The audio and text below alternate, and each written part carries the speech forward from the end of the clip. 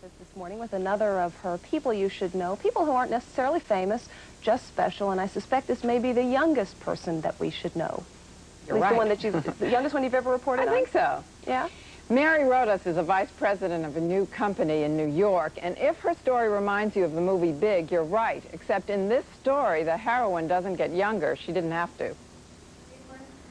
When the countries control large areas of territory beyond their borders, we say they have an empire.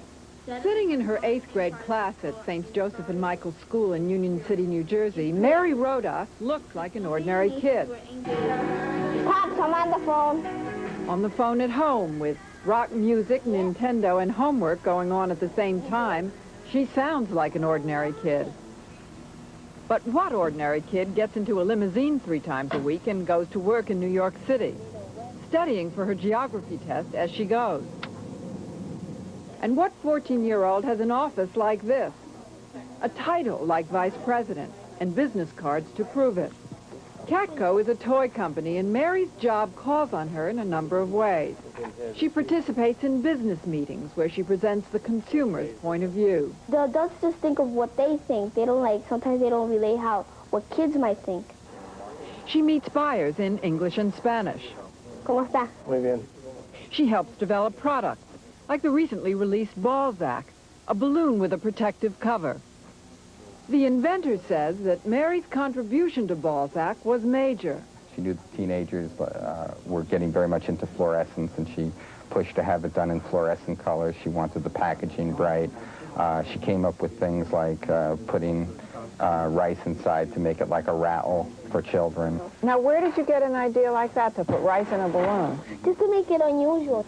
Mary also came up with the unusual idea of putting coins inside the balloon. Say we put the coins here and here, or some in the bottom. It's not going to go straight to the person you're hitting the target at. What's so good about that? Is that you don't know where the ball's going to land. A little mystery. Yep. How do you figure out what kids like? I'm a kid. Good exercise. And as a kid, Mary has access to other kids. Her classmates often spend recess test marketing for Catco. Well, I'm just asking you, which do you like the most? For Balzac? Okay.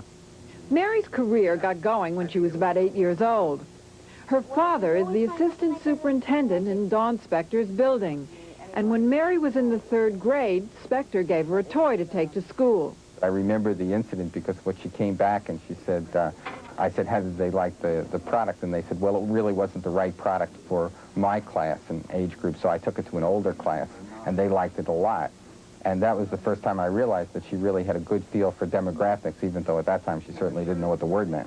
Mary's mother died recently, and her father works long hours, so the toy company and the people who run it have become like a second family.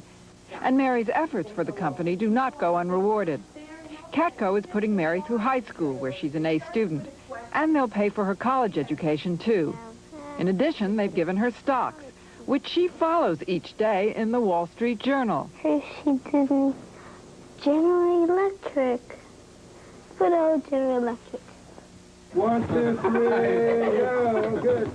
Good. When she grows up, Mary says she wants to be a psychiatrist.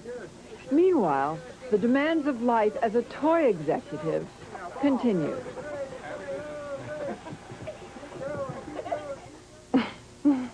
Why do you think that, that she's hit it off, that Mary's done so well as this little mini mogul? Good question. One reason is that this is not a kid with a self-esteem problem. She is so confident, and where that comes from, I don't know, but this is a child who really knows what she's about. And it's not that she's arrogant, but she just thinks that she knows what she's talking about, and apparently she does. Well, as she said, you know, how come you know so? Because I'm a kid. How did the company come to the decision that, hey, this is a kid, or that any kid would be worth taking a risk on? Well, the inventor said he just happened, there she was in her building, and he gave her a toy to take to school, and she tried it out, and the way she talked about it was smart, and he had the brains and the sense to pay attention and put her on the payroll. I have a feeling we'll be hearing about this young lady a lot in the future. I think so. Betty, thanks.